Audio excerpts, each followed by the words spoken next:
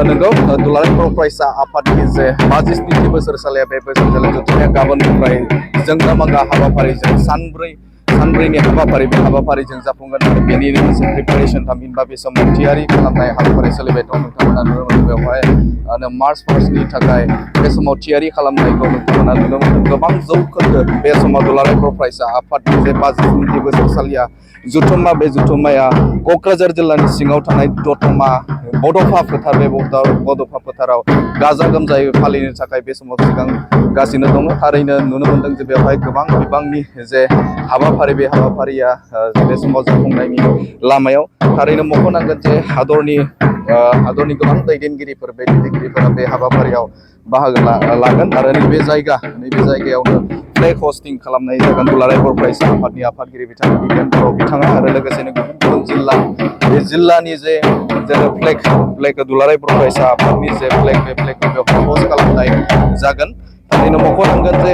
बड'फा जे जारिमिनारि जे फोथार बड'फा UN ब्रह्मनि जे जायगा बे जायगायावनो बे खुंफुंजागोन 32थि बोसोरसालिया जुथुम्मा दुलाराय बर' फरायसा आफादनि बे जुथुम्माया खुंफुंजागोन। थारैनो मख'नांगोन जे गोबां बेवहाय गोबां लोब रायजो राजाफोरनि बाहागो लानायजों जाफुंगोन होननानै बे समाव मिथिनो मोनदों। बे समाव बिटिआरनि खुंगिरि बिथां प्रमद बर'आ फुंबिलिनि समाव बाहागो लानायखौ बे समाव नुनो मोनदों। MLA बिथां लरेन्स इस्लारियाबो हाबाफारियाव नायदिंनाय हाबाफारि बे हाबाफारियाव बिथाङा बाहागो लादों। थारैनो मख'नांगोन जे जोंगा मागा हाबाफारिजों बे समाव खुंफुंनो थाखाय लाहार फाहार खालामनायखौ बे समाव नुनो मोनदों। मोनसे जारिमिनारि जायगा बड'फा बर' हारिनि जे बिफा उपेन्द्र ब्रह्मनि जे नैबे जायगा दतमा बे दतमायाव साखाफारा जाबाय थानायखौ नुनो मोनदों। बे समाव गेदेमा सुबुंफोर दङ बिथांमोननिफ्राय आङो बे समाव बिथांमोननिफ्राय मोनथिनो थाखाय आखायाव लागोन। दुलाराय बर' फरायसा आफादनि गाहाय नेहाथारि बिथाङा दङ बिथांनिफ्राय मोनथिनो थाखाय आखायाव लागोन बिसोर माबायदि हाबाफारि सोलिबाय दङ बे समाव। दुलाराय बर' फरायसा आफादनि 32थि बोसोरसालि जुथुम्मा जि जुथुम्माखौ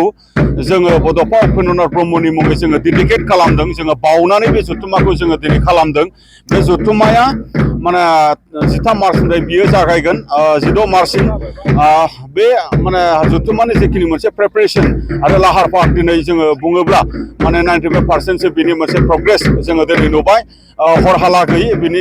गासै प्रस्तुति बा प्रिपारेसन बियो जोबहैजोबगोन आरो गाबोन जायनाखि जोंनि जुथुम्माया जागायगोन बेवहाय डेलिगेट माने एराइभेल बा जोंनि आलासिफोरनि एराइभेल आरो डेलिगेटफोरनि जिखिनि रेजिस्ट्रेसन बेखौ जोङो डिउ टाइम बायदियै जोङो बिनि मोनसे हाबाफारि जोङो बेखौ लांनो हागोन आरो मोनाबिलिनिफ्राय जिखिनि हाबाफारि जानो गोनां दङ डेलिगेट रेजिस्ट्रेसन डेलिगेट सिटिं आरो देंखो मोसानाय बादायलायनाय बा स्पर्ट्स कम्पिटिसन टुर्नामेन्ट जे जागायलायनाय बेखौ जोङो गासैखौबो लांनो हागोन आरो मोनाबिलियाव जिखिनि गाबोन माने गेदेमा सुबुंफोरनो जानाखि बावनाय जानाखि आलारि बाथि फोजोंनाय बेखौबो जोङो खालामलांनो हागोन जोंहा बेखौ मिजिं थिदों। आरो माने 14 तारिखआव फरायसाफोरनि थाखाय गिदिरथार मोनसे गेदारिं दङ जेराव माने 15,000 बेबायदि स्टुडेन्टसफोरा माने बेवहाय एक्टिभलि बाहागो लाफैगोन आरो थाखानाय डेलिगेटफोरनि जेनाखि बाहागो लानाय गासै 20,000सो बेवहाय माने बाहागो लानायनि गेजेरजों माने स्टुडेन्टसफोरनि जेनाखि मोनसे मिट जे हाबाफारियाव धर्मेन्द्र प्रधान सोलोंथाइ मन्त्रि भारतनि आरो सोलोंथाइ मन्त्रि आसामनि डक्टर रनिस बिथांमोना बाहागो लागोन। बे हाबाफारिनि थाखायबो दिनै जोंनि जिल्ला कमिटिफोरा आन्चलिक कमिटिफोरा आरो बिभिन्न माने स्कुल कलेजनिफ्राय दिनै फरायसाफ्रा फैनो थाखाय बास थिक खालामनानै दोनबाय आरो नोंथांमोननो फोरमायनो लुबैदों जे बे जुथुम्मानि गेजेरजों बड'लेण्ड साइन्स स्पेसनि मोनसे एक्जिबिसन लाखिनाय जादों जेराव जोंनि गुबुन गुबुन कलेजनि साइन्स डिपार्टमेन्टनिफ्राय बा टेक्निकेल माखासे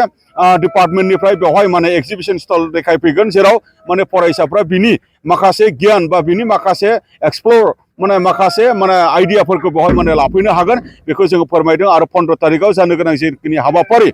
जे जोंनि बारग' एबसु बिथांमोनखौ लानानै जेनाखि जथुमनाय हाबाफारि बे हाबाफारिनि थाखायबो जोंनि जिल्ला कमिटि आरो आनसलिक कमिटिफ्रा बारग' दैदेनगिरि बिथांमोनखौ लाबोनो थाखाय अलरेडि बिथांमोनखौ जों जगाजग जाबाय आरो बे दिनखालिनो जे गुबुन गुबुन हारि माहारिनि छात्र संगठन गासै माने 50तानि बारा छात्र संगठन बा सामाजिक संगठन बिथांमोनखौ जोङो आफादगिरि नेहाथारि बिथांमोनखौ जोङो खावलायनायनि गेजेरजों जे जोंनि इउनिटि प्रसपेरिटि आरो माने जौगानायनि जिखिनि बाथ्रा बे बाथ्राखौहाय लानानै माने बेवहाय मोनसे जथुम्मा लादों बिनि थाखायबो जोङो गासै गेदेमा जे जोंनि आफादारि दैदेनगिरि बिथांमोननि आफादगिरि नेहाथारिफोरखौ जोङो कनसेन्ट लाबाय बेबो थागथियारि जानानै दङ आरो 16 तारिखआव गेवलां मेल जागोन जि गेवलां मेला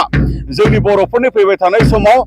माने जे जेनाखि जेंना सुफुंनायनि जेनाखि मोनसे दिन जागोन आरो जों मोनसे पजिटिभ मोनसे मेसेज मोनगोन आरो बड'फा उपेन्द्रनाथ ब्रह्मनि जेनाखि बर' हारिखौ गेरेमसा गायसननांगौनि थाखाय जेनाखि मोनसे थांखि आरो बिथांखि बेखौ इयुनाव माने जाफुंहोनायनि थाखाय मोनसे जोङो बै गेवलां मेलनि गेजेरजों जोङो मोनगोन आरो बे गेवलां मेलनिनो गाहाय आलासि महरै हांख्रायजानाय भारतनि नखर मन्थ्रि अमित शाह बिथाङा फैगासिनो दङ दा बिथाङा लेन्डिं खालामफैनो थाखाय हेलिपेड जे बानायनाय बेबो दिनै माने 99% बियो कमप्लिट आरो दिनै बिनि थाखाय माने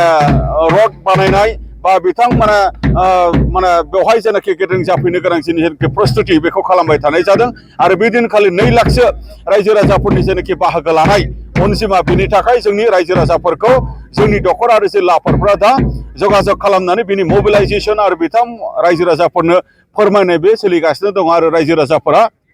दा फैनो थाखाय गारि घोड़ा बेबायदि थिग खालामबाय होननानै जोङो दिनै जोङो मिथिदों बेनि थाखायनो बे जथुम्मानि जाफुंनायखौ जोङो बयबो लुबैदों आरो बे जथुम्मानि जाफुंनायनि थाखाय गासिबो माने जेन माने आशीर्बाद होयो आरो बयबो माने मदद खालामलायो आरो बे जथुम्मायाव गासैबो बेखौ मोनसे फोरबो बायदि लानानै बेखौ मोनसे फेस्टिभेल बायदि लानानै जेन नोंथांमोना जातिनिनो बियो मोनसे फेस्टिभेल माहारियारि आफाद दुलाराय बर' फरायसाफोरनि बियो मोनसे जथुम्मा आरो बे जथुम्माखौ जों जितु बड'फा उपेन्द्रनाथ ब्रह्मनो जोङो डेडिकेट खालामदों बे जथुम्मायाव नोंथांमोननि बाहागो लानायखौ जोङो पजिटिभलि जोङो मिजिंथिदों गोजोन्थों जिहेतु हादरनि नखर मन्थ्रि जेब्ला फैयो अब्ला फैयो मोनसे प्रट'कल जायो जिहेतु बबेबा मोनसे जायगाथिं थांनो मोना बेफोरबायदि मोनसे प्रट'कल जायो दा रायजो राजाफोरखौ मा खालामनो लुबैगोन बे समाव दा बावहाय माने नंगौ जे हादरनि माने हादरगिरि बा गाहाय मन्थ्रि आरो माने नखर मन्थ्रि बिथांमोना बबेबा मोनसे हाबाफारियाव बाहागो लानो थाङोब्ला दिनै सिकिउरिटि डिपार्टमेन्टनिफ्राय बिथांमोननि जेनाखि प्रट'कल खानानै होनाय थायो आरो जि प्रट'कलखौ जोङो मानियाबा सोलिनो हाया बे प्रट'कलखौ जोङो मानिनांगोन दा बेहायनो जोङो रायलायदों जे बेवहाय माने बांद्राय माने टाइट बा बांद्राय बेवहाय माने स्ट्रिक्ट माने प्रट'कल बा बांद्राय स्ट्रिक्ट माने मा होनदों हुसियायै जोङो नोंथांमोनखौ जोङो सोनायनि थाखाय जोङो बेबायदि मोनसे बेबस्थाखौ जोङो खालामदों आरो जोंनि सिनियर माखासे दैदेनगिरि बिथांमोनखौबो जोङो जोंनि माखासे इनभाइटेड भिभिआइपि माखासे आलासि बिथांमोन बा भिआइपि माखासे आलासि बिथांमोनखौबो जोङो जेंना गैयाजासे मोजाङै माने फैनानै हाबनो मोननायनि बा जिरायनो मोननायनि बेबस्थाखौ जों लाहार फाहार खालामखादों बेखायनो आङो गासैखौबो